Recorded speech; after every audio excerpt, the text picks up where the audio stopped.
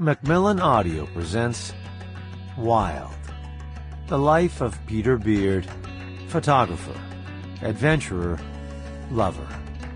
Written by Graham Boynton. Narrated by Ciulla, with additional narration from the author for the preface and epilogue.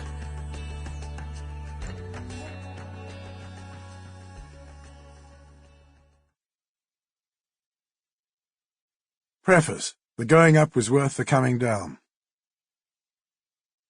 Whenever I hear Chris Christopherson's song The Pilgrim, I think of Peter Beard.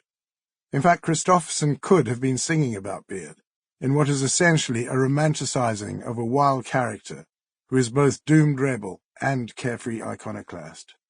The song ends with a bittersweet couplet. From the rocking of the cradle to the rolling of the hearse, the going up was worth the coming down.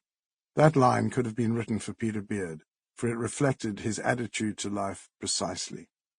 I was introduced to Beard in the late 1980s by a wonderful mutual friend, Karen Lerner.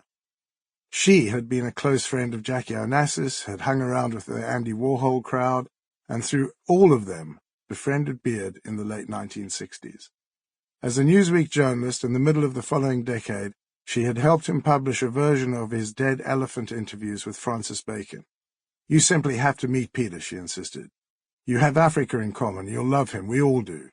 She drove me out to Thunderbolt Ranch, Beard's Montauk retreat, and thus began a friendship that lasted more than 30 years until Beard's death in 2020. Karen was quite right about Africa. I had grown up in Rhodesia, now Zimbabwe, and Beard had planted his flag in Kenya in the early 1960s, and never entirely relinquished his relationship with the continent. Beard and I hit it off right away because we shared bleak views on wildlife conservation, the latter being a word that Beard loathed, and also shared a somewhat pessimistic prognosis for the future well-being of the continent, agreeing that the post-colonial period had been one of incompetent and corrupt governance. These negative thoughts were, in both cases, tinged with a great affection for Africa. Having started his time in Kenya as a brave, some would say reckless, hunter of wild animals, Beard began to see with searing clarity the damage the colonial hunting industry had visited on the continent's ecosystems through the 20th century, and concentrated on photographing the disappearing flora and fauna, turning his bushveld obsession into fine art. Many memorable nights were spent around the campfire at his Kenyan salon-in-the-bush hog ranch, a gathering place for conservationists, politicians, writers, journalists, and fashion models, that is described in detail elsewhere in this book. It was like having your ear to the ground on all matters, social and political, in East Africa. And while many of the older white Kenyans lost patience with him, either because they regarded him as a reckless dilettante or because they became the butt of his sniping remarks, the less hidebound, more resilient younger generations regarded him as an artistic mentor and a wild spirit they could emulate.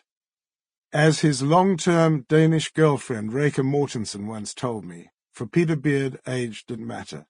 He could connect just as well with a child as he could an adult. Frustratingly, he was a procrastinator and obfuscator as much as he was an action man.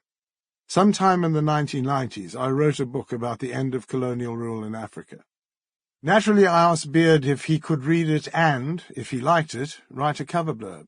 He agreed, and the publisher sent a manuscript to him in Paris, where he was overseeing his landmark retrospective at the Centre National de la Photographie. Days and weeks passed. The publisher's deadline loomed, and still there was no response from Beard. He kept insisting he was reading the manuscript carefully, and would provide the necessary endorsement in good time. Eventually I called him in desperation, asking him to read something for me over the phone. He replied that he was returning to Montauk that weekend, and I should drive out from New York, and he would hand me the precious blurb in person. I duly took the 3.5-hour drive to the end of Long Island, and when I arrived at Thunderbolt Ranch, his wife Najma directed me to the beach, saying he was sitting out there finishing my manuscript. Arriving at the beach, I saw a single... Sample complete. Ready to continue?